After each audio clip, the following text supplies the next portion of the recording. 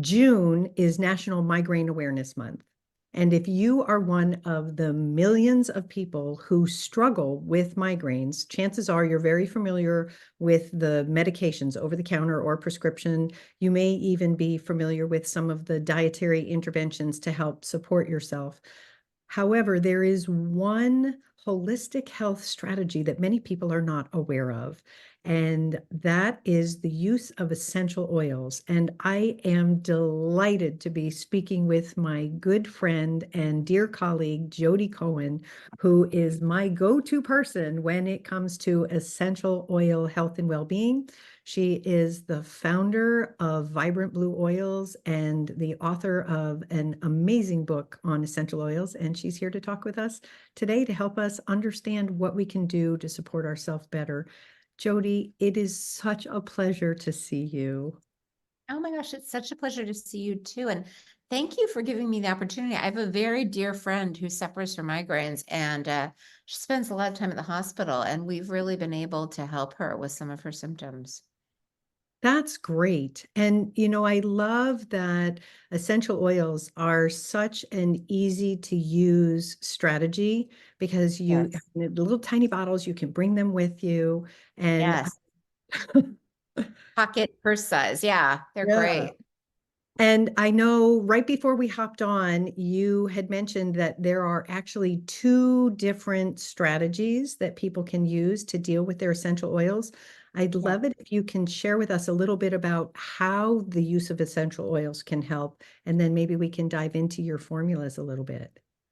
Yeah, well, one of the things that I've noticed is that, most of the remedies that we assimilate, we ingest, right?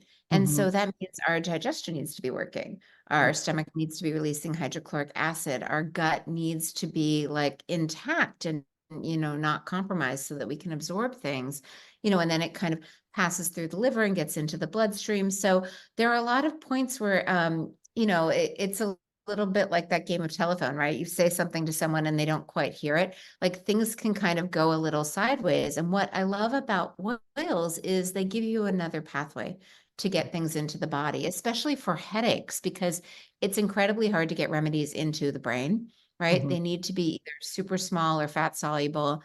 And oils are so small that they're called volatile, meaning that they kind of float in the air. And when you inhale things, the nasal passageway is where the blood-brain barrier is the thinnest, and Mm. it's the easiest from the nasal passageway to get things into the brain so that you can start to feel better. Like for anyone who has nausea, if you sometimes smell peppermint, Mm. completely alleviates it. It's the fastest way to get things in. And then also the transdermal channel. Our skin is our largest organ, but what people don't necessarily realize is there are reflex points on the skin. There are points like this is a heart point right here. You can apply oils on very specific points, and it works just like acupuncture needles without the ouchy feeling of a needle, you know?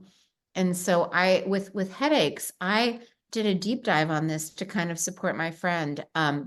We do have a migraine support blend that has a lot of oils that if you get a headache, it's great.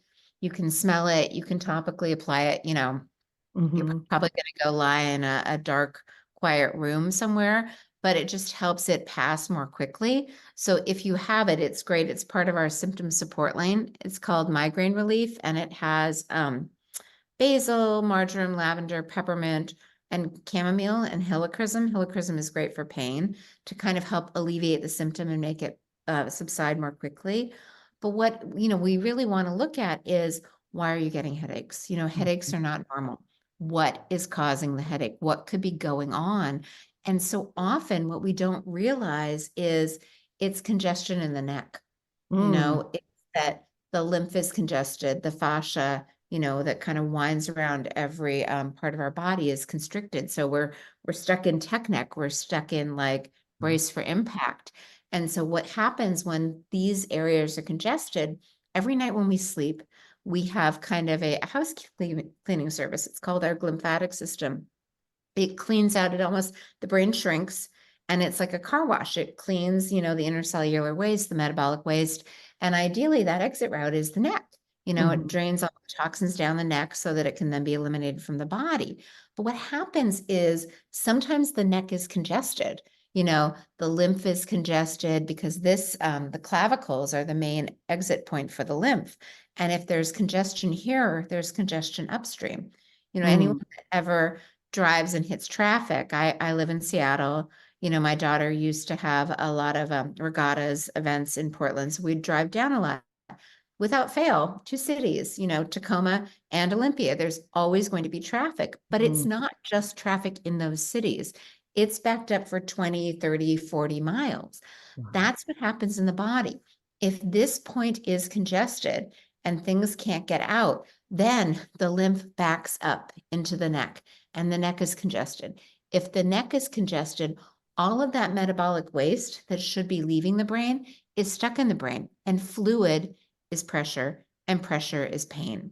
And this is one reason that people experience headaches. They might experience tinnitus, ringing in the ears.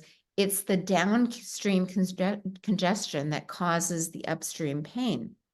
And so one of the things that I'm really, really committed to is teaching people at-home care. They can see us in our clinical practice. There are amazing practitioners they can work with, and maybe if you're really wealthy and lucky, you can go in like twice a month, but then what do you do for the rest of the month? How do you support yourself at home? And this is where I think oils are kind of magic, because you can take a combination of them that is designed to work with you to open your lymphatic system. And I swear to you, if you just, you can feel your clavicles, if they feel slightly tender, this is something that might be a good thing for you, and you can just gently, even with your fingers, anything is fine. You're not going to do it wrong. Anything's better than nothing. Just gently brushstroke. If you can do it 10 times, go you. That's great. If you can do it more than once a day, even better. If you want to, add in oil so that it flows a little bit easier, fabulous. We have a lymph oil. So do that. And then the next thing is, we put the oil on the neck, or you can use castor oil. You can use nothing at all. Kind of, anyone who's old enough to remember Dr. Spock, we're just going to kind of Spock the fingers, one in front of the ear, one behind, and we're going to gently open that up. So what we're doing, if you think about a traffic jam, like think of road construction, right? Maybe there are technically 5 lanes on the freeway, but only one is open for business, and it's really constricted. But then you pass the point of construction, all of a sudden our lanes are open. We're just opening the lanes. We're making sure that any, interference, congestion is kind of alleviated, and then we're just helping everything flow. And in doing that, what you're doing is ensuring that there's adequate drainage from the brain. And so that, fluid isn't there, that pressure isn't there. I always crush histamine myself, and I went on this hike. I forget that I'm 55. I often think I'm 25. There's this hike in Scottsdale, Camel's Back, that I used to do when I was 25. And I'm like, oh, I'm in Scottsdale. I'll totally do it. And it's kind of rock climbing, and on the way up, it's not that hard. But on the way down, it can be, especially if, you don't really want to hurt your knees, and maybe you go a little slow, and maybe it starts to rain. So anyway, I twisted my ankle on the way down, and I kind of knew it probably wasn't good, but there really is no option. You're not going to get airlifted off the mountain. So I walked all the way down. And then I was very foolish and took a hot shower, which was my mistake, because heat makes swelling. All of a sudden, my ankle was so swollen, I couldn't even move. I couldn't put pressure on it. And I was like, okay, this is an interesting opportunity. What you're supposed to do is like ice and elevate and, wrap. You're basically trying to calm the inflammation, and I have this lymph oil and I have a fascia oil. So I'm like, let's just play. Let's just see, it's painful because there's swelling and there's fluid. Let's see if we can, move the fluid and help with the drainage. And let's see how that goes. And it healed really quickly. And it kind of gave me this aha moment, because when something is in your ankle and you can literally see the fluid, it's much more visual than, the congestion. You can feel, sometimes you can feel the clavicles can be tender, under the armpit can be tender, the neck can be tender. So we technically know there's congestion there, but it's not as obvious. And the same principle holds true, that when we kind of open the pathway for the fluid to drain, suddenly it drains. And it's not hanging out with waste that's turning on your immune system, that's causing inflammation, that's giving you these experiences of pain like headache, or even mild symptoms like you forget a word. You're like, Yeah. oh, yeah, what is that word? Or maybe you have mental fatigue, like you can only read for a little bit and then you fall asleep or feel tired. Hmm. And so is it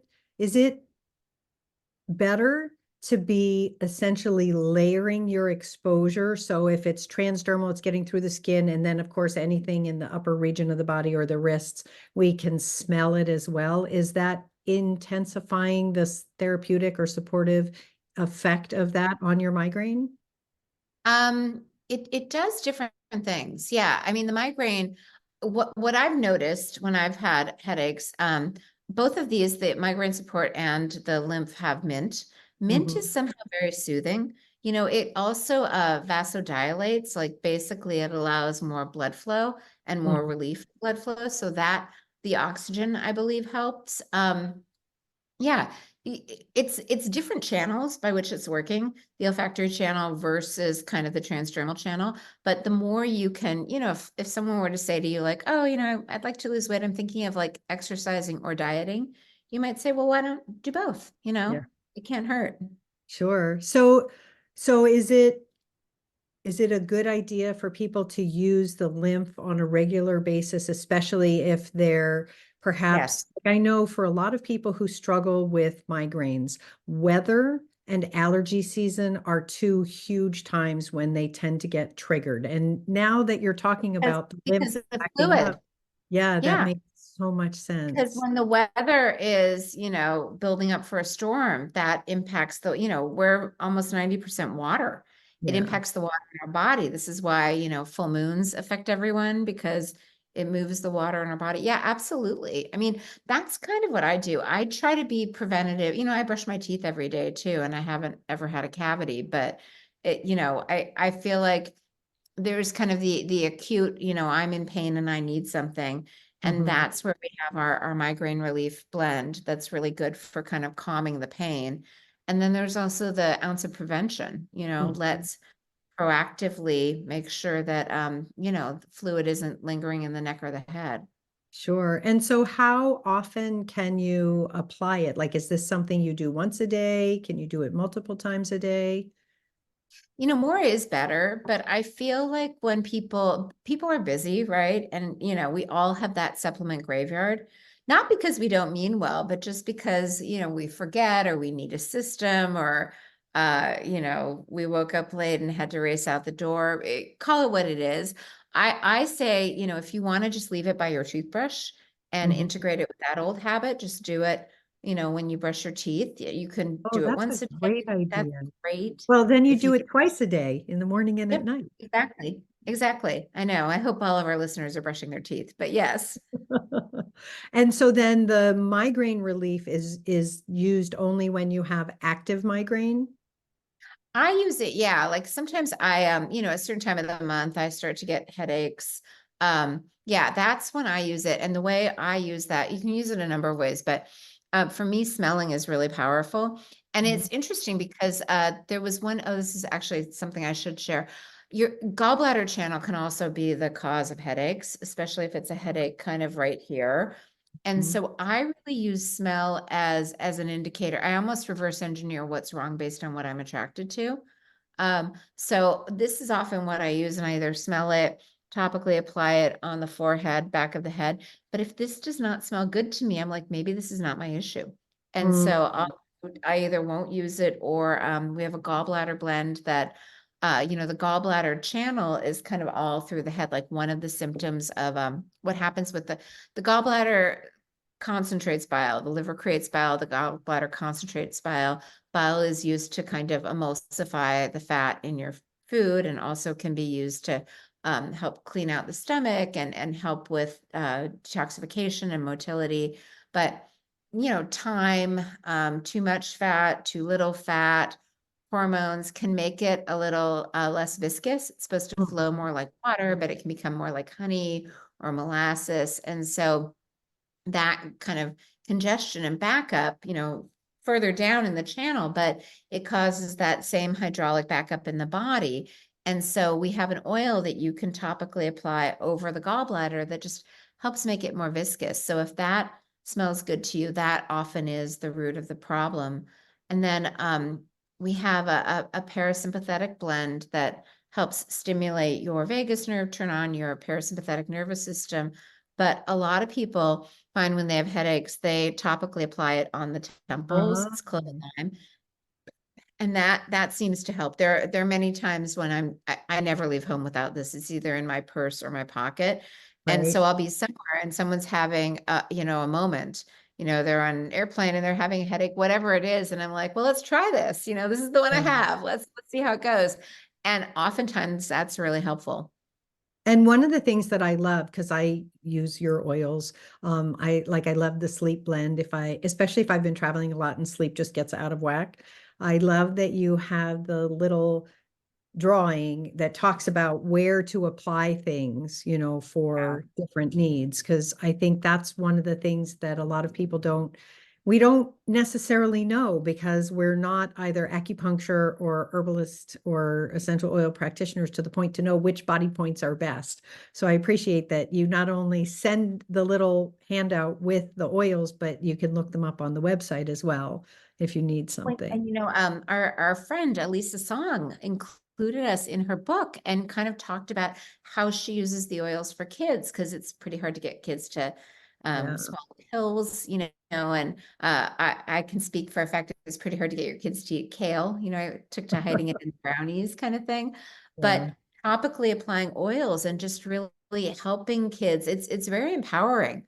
Like Mhm. this hard point is really helpful when you're feeling kind of anxious and overwhelmed. It can really just help you feel calm. Like we're older, we're capable of gratitude practices. The minute we start to be grateful for our health, our animals, our loved ones, all of a sudden, we can't multitask and we can't be upset. These poor little guys who are feeling anxious all the time, if they can kind of activate their heart, even by just doing this, it makes everything feel better. That's great. And actually, that's a really good point because I know one of my children, when she was growing up, was a migraine. She struggled with migraines. And hers, however, were abdominal migraine, which is only like 10% of the population. And like, I just felt so bad for her. I wish we'd had your oils because that would have been something very easy to administer to help, support what was going on. So Well, if for something like that, like it's really interesting. There are these points in the body that I think can do many things, like putting your hand over your heart, Mhm. like that can really help you feel better. Sometimes when we have headaches, we intuitively put our hand over our forehead to draw energy to that area. That can really help. The belly is a really important point, and you can actually put an essential oil just a little bit in your belly button, like just Oh, before wow. you go to bed. Yeah, there's this whole Ayurvedic theory that it's our first scar. It's Mm. the interference field. And sometimes if it's tied too tightly, it kind of pulls the diaphragm down and compresses the diaphragm into those other organs. And so we have a fascia release blend that I use, but just putting a little bit in the belly button, like before bed, can do a lot to kind of unravel things while you sleep.